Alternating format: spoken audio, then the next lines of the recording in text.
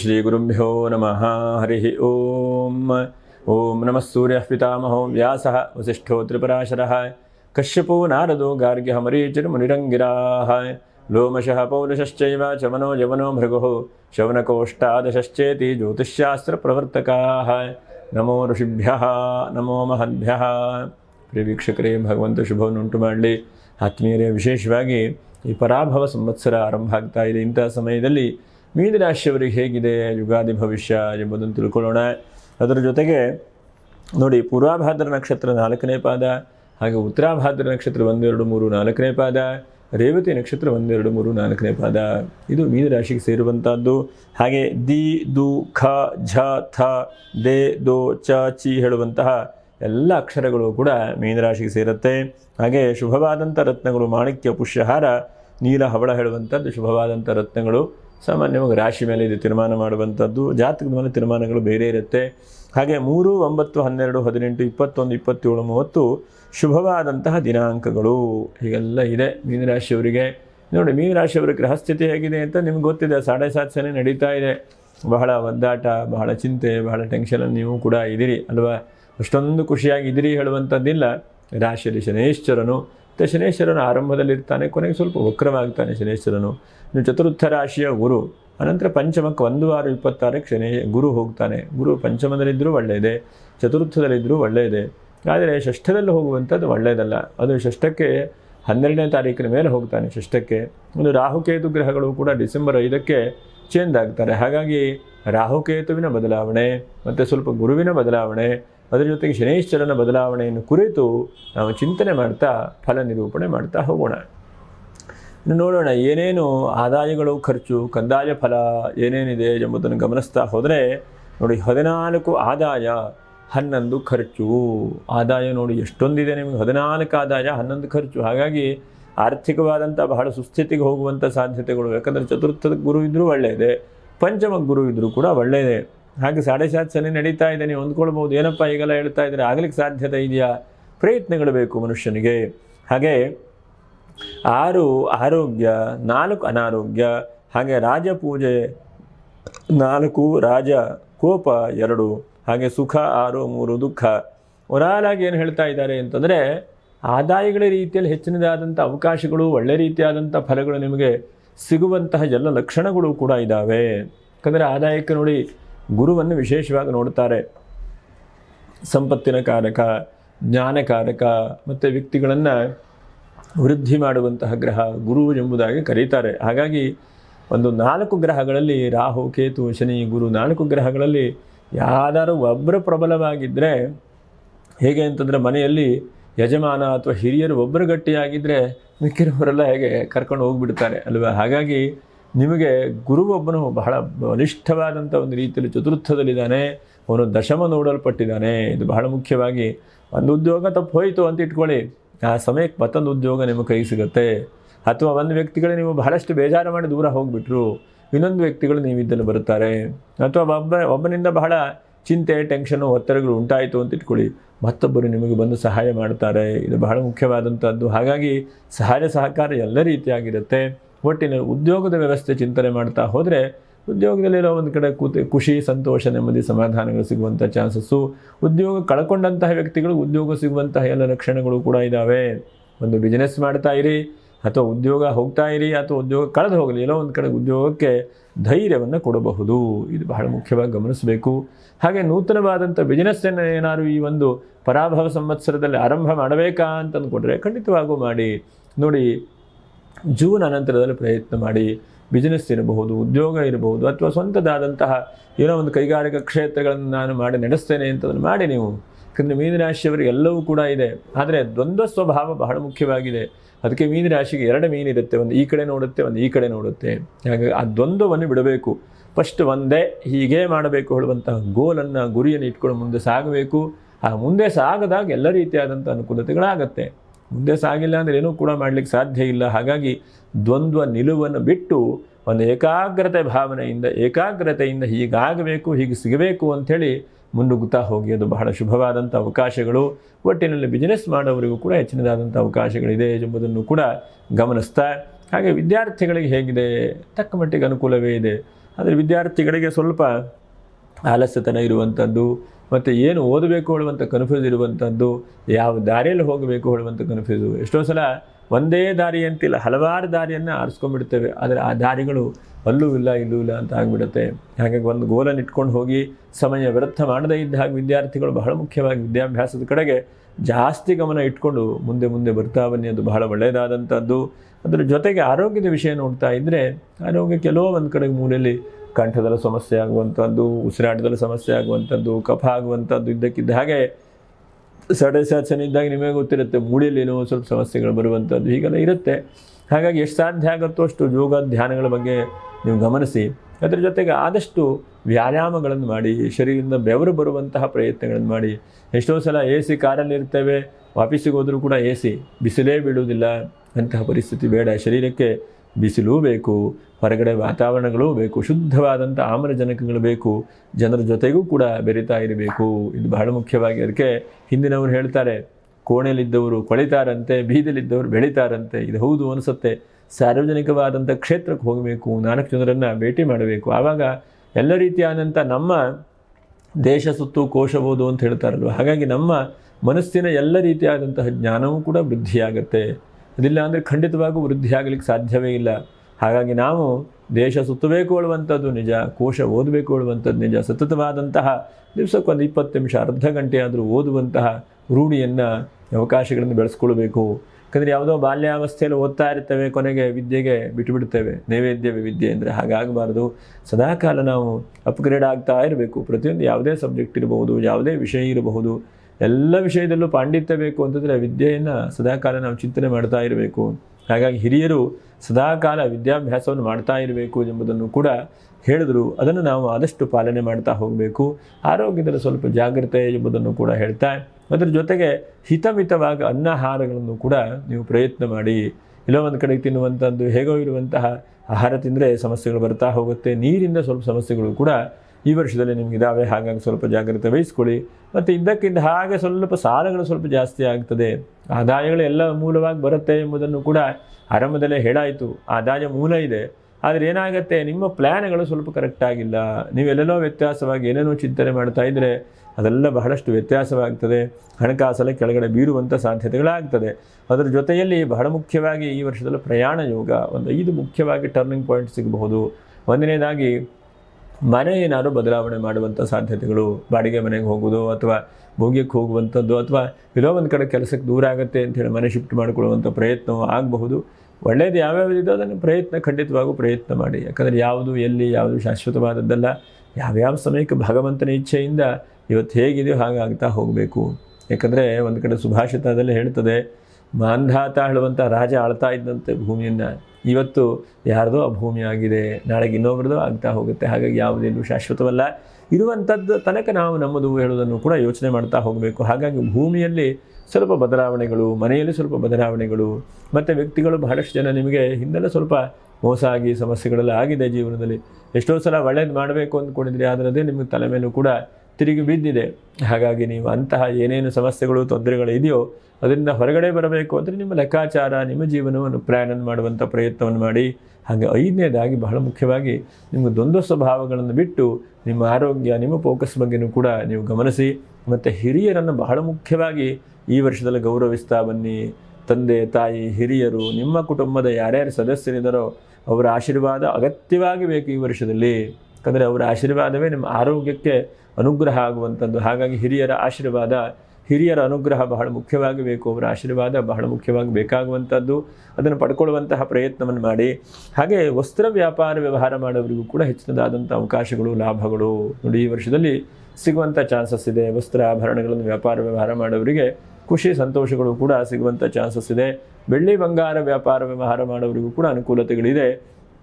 ಎಲ್ಲೋ ಒಂದು ಕಡೆ ಕಳ್ಕೊಂಡಂತಹ ವ್ಯಕ್ತಿ, ಕಳ್ಕೊಂಡಂಥ ಭೂಮಿ, ಕಳ್ಕೊಂಡಂಥ ವ್ಯವಹಾರಗಳು ಪುನಃ ಬರುವಂಥ ಸಾಧ್ಯತೆಗಳು. ಯಾಕಂದರೆ ಶನೇಶ್ವರನ ರಾಶಿಯಲ್ಲಿದ್ದಾನೆ. ಪುನಃ ವಕ್ರವಾದಂಥ ಒಂದು ಸಂದರ್ಭಕ್ಕೆ 6-7ನೇ ತಿಂಗಳ ಆಸುಪಾಸಲ್ಲಿ ಎಲ್ಲೋ ಒಂದು ಕಡೆಗೆ ನಿಮಗೆ ಅವಕಾಶಗಳು, ಎಲ್ಲೋ ಒಂದು ಕಡೆಗೆ ಸಮಾಧಾನಗಳು ಸಿಗುವಂಥ ಚಾನ್ಸಸ್ ಇದೆ. ಅದು ಸಿಗಲಿ ಎಂಬುದನ್ನು ಕೂಡ ನಾವು ಗಮನಿಸ್ತಾ ವಿವಾಹಾದಿ ಮಂಗಲ ಕಾರ್ಯಗಳಿಗೂ ಕೂಡ ಪ್ರಯತ್ನ ಮಾಡಿ. ಗುರು 5ನೇ ರಾಶಿಗೆ ಹೋದಾಗ, ಉಚ್ಚವಾದಂಥ ಸ್ಥಾನಕ್ಕೆ ಹೋದಾಗ ಎಷ್ಟೋ ಜನ ರೇವತಿ ನಕ್ಷತ್ರ, ಬಹಳಷ್ಟು ಜನ ಒದ್ದಾಡ್ತಾ ಇರ್ತೀರಿ, ಮದುವೆ ಆಗಲಿಲ್ಲ ಅಂಥೇಳಿ. ಯಾಕಂದರೆ ಎಲ್ಲ ಕಾಲದ ನಿಯಮ ತಕ್ಕವಾಗಿ ಆಗ್ತದೆ. ನಾವು ಪ್ರಯತ್ನ ಮಾಡಿದ ತಕ್ಷಣ ಯಾವುದು ಸಿಗುವುದಿಲ್ಲ. ಹಾಗಾಗಿ ಗುರು ಪಂಚಮಕ್ಕೆ ಹೋದಾಗ ವಿವಾಹಾದಿ ಮಂಗಲ ಕಾರ್ಯಗಳು ಕೂಡ ಆಗುತ್ತೆ. ಧಾರ್ಮಿಕ ಮುಖಂಡರಿಗೂ ಕೂಡ ಬಹಳ ಒಳ್ಳೆಯದು. ಧರ್ಮ ಪ್ರಚಾರ ಮಾಡುವಂಥದ್ದು, ಧಾರ್ಮಿಕವಾದಂಥ ಪಾಠ ಪ್ರವಚನ ಮಾಡುವಂಥವರು, ಇಂಥವರಿಗೆ ಬಹಳ ಈ ವರ್ಷದಲ್ಲಿ ಹೆಚ್ಚಿನದಾದಂತಹ ಲಾಭಾಂಶಗಳು ಕೂಡ ಇದ್ದಾವೆ.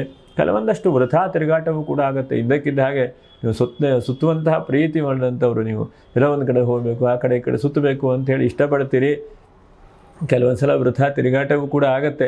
ಹಾಗಾಗಿ ನೀವೇನು ಮಾಡಬೇಕು, ವೃಥಾ ತಿರುಗಾಟ ಆಗುತ್ತಲ್ಲ, ಅದಕ್ಕೆ ಒಂದೇ ಕಡೆಗೆ ಫೋಕಸ್ ಇಟ್ಕೊಂಡು ಕೆಲಸ ಆಗತ್ತೋ ಇಲ್ಲೋ, ಅವ್ರು ಸಿಗ್ತಾರೋ ಇಲ್ಲೋ ಫೋನ್ ಮಾಡ್ಕೊಂಡು ನೋಡುವಂಥದ್ದು ಒಳ್ಳೆಯದು. ಯಾಕಂದರೆ ಅದಿಲ್ಲ ಅಂತಾದ್ರೆ ನಾವು ಹೋಗಿ ನಮ್ಮ ಸಮಯವೂ ಕೂಡ ವ್ಯರ್ಥವಾಗುತ್ತೆ. ನೋಡಿ, ಎಷ್ಟೋ ಸಲ ನಾವು ಯೋಚನೆ ಮಾಡ್ತಾ ಇರ್ತೇವೆ, ಟ್ರೈನು ಬರಲಿಕ್ಕಿದೆ, 180 ನಿಮಿಷ ಲೇಟ್ ಆಗ್ತದೆ ಅಂತ ಹೇಳಿದ್ರು ಅಂತ ಇಟ್ಕೊಳ್ಳಿ. ಎಷ್ಟಾಯಿತು? 3 ತಾಸಾಯಿತು, 6 ಮೂಲೆ 18, ಅಲ್ಲಿಗೆ 3 ಗಂಟೆಗಳ ಕಾಲ ಒಂದೇ ಟ್ರೈನ್ ವ್ಯತ್ಯಾಸವಾಗಿ ಬರುತ್ತೆ. ಎಷ್ಟು 1000 ಜನ ಟೈಮ್ ಹೋಯ್ತಲ್ವ. ಹಾಗಾಗಬಾರ್ದು. ಹಾಗಾಗಿ ಸಮಯದ ಬಗ್ಗೆ ಪ್ರಜ್ಞೆಗಳನ್ನು ಇಟ್ಕೊಳ್ಬೇಕು. ಯಾಕಂದರೆ ಎಷ್ಟೋ ಸಲ ನಾವು ಪ್ರಯಾಣ ಮಾಡುವಾಗ ಇಂತಿಷ್ಟು ಗಂಟೆ ಲೇಟಾಗಿ ಬರುತ್ತೆ.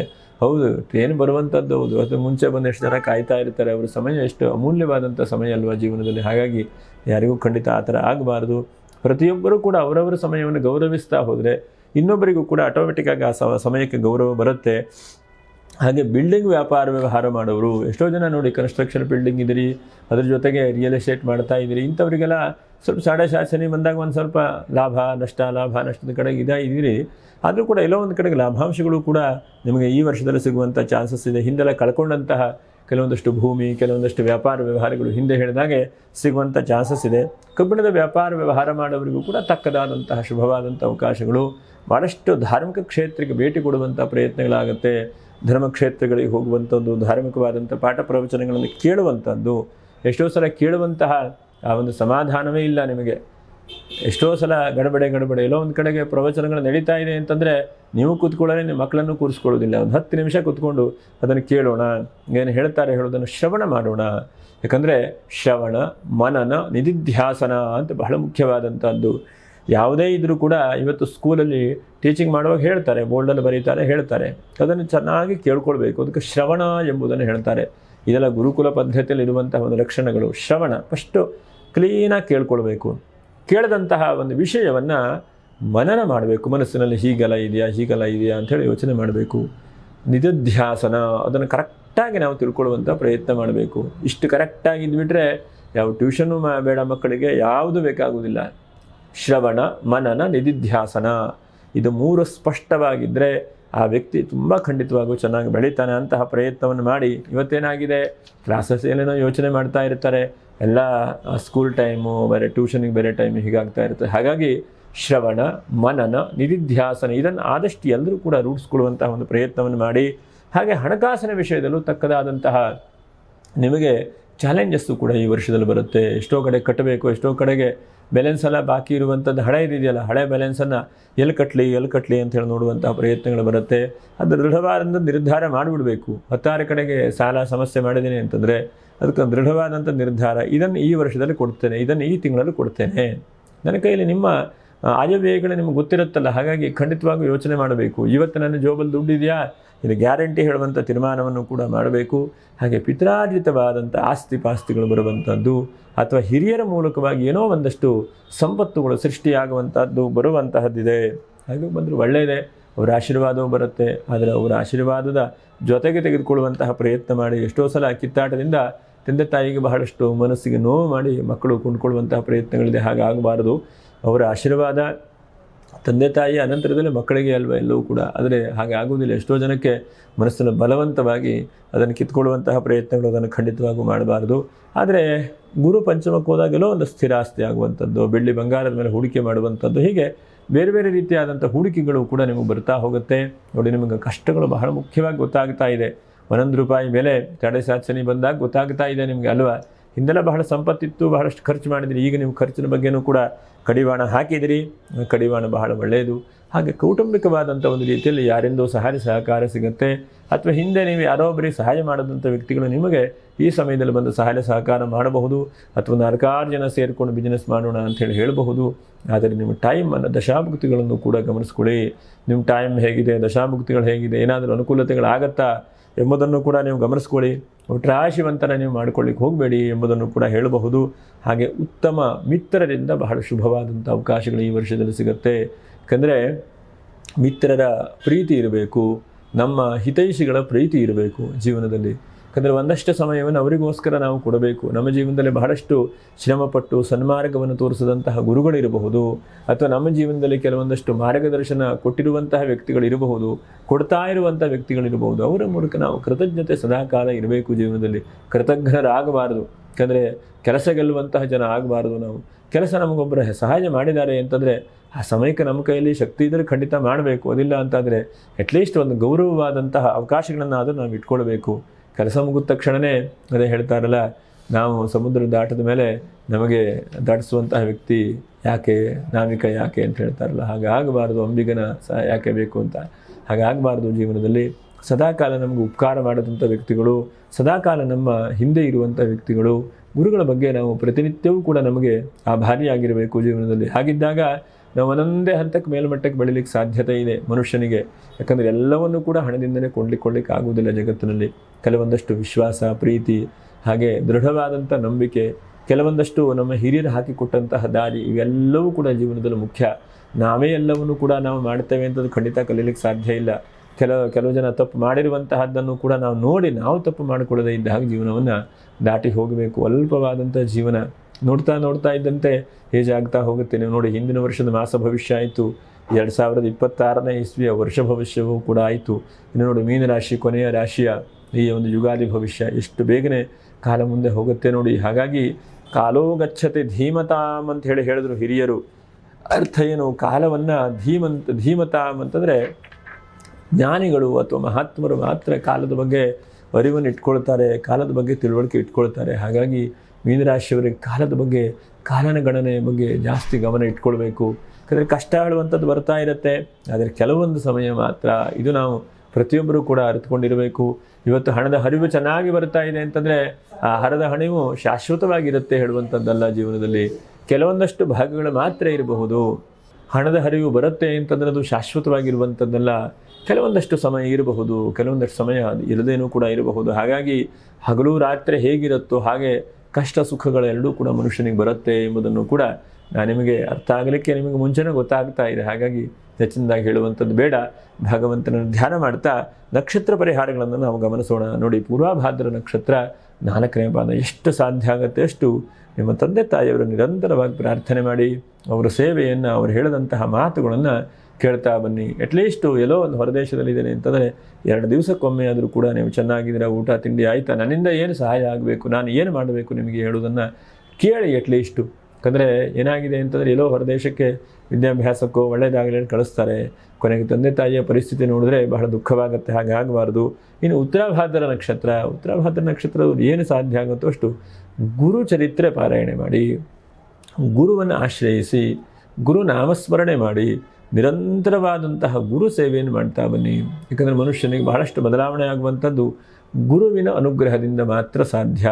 ಬೇರೆ ಯಾವುದೇ ರೀತಿಯಾದಂಥ ಶಕ್ತಿಯಿಂದನೂ ಕೂಡ ಮನುಷ್ಯನ ಬದಲಾವಣೆ ಸಾಧ್ಯ ಇಲ್ಲ. ಬ್ರಹ್ಮ ವಿಷ್ಣು ಮಹೇಶ್ವರರು ತಪಸ್ವಿಗಳ ಹತ್ತಿರ, ಮಹಾತ್ಮರ ಹತ್ತಿರ, ವೇದಾಧ್ಯಯನ ಮಾಡಿದಂತಹ ವ್ಯಕ್ತಿಗಳ ಹತ್ತಿರ, ಮತ್ತು ಸದಾಕಾಲ ಯಜ್ಞವನ್ನು ಮಾಡಿದಂತಹ ವ್ಯಕ್ತಿಗಳ ಹತ್ತಿರ, ಗುರುವಿನ ಹತ್ತಿರ ಬ್ರಹ್ಮ ವಿಷ್ಣು ಮಹೇಶ್ವರರ ಆಶೀರ್ವಾದ ಇರುತ್ತಂತೆ. ಹಾಗಾಗಿ ಅಂತಹ ಮಹಾತ್ಮರನ್ನು, ಗುರುಗಳನ್ನು ನಾವು ಆರಾಧನೆ ಮಾಡ್ತಾ ಇರಬೇಕು. ಅವರು ಫಲಮಂತ್ರಾಕ್ಷತೆ ಕೊಟ್ಟರೂ ಕೂಡ ನಮ್ಮ ಕಷ್ಟಗಳು ಪರಿಹಾರ ಆಗುತ್ತೆ. ಮಹಾತ್ಮರ ಆಶೀರ್ವಾದವೇ ಅಷ್ಟು ಬಹಳ ಮುಖ್ಯವಾದಂಥದ್ದು.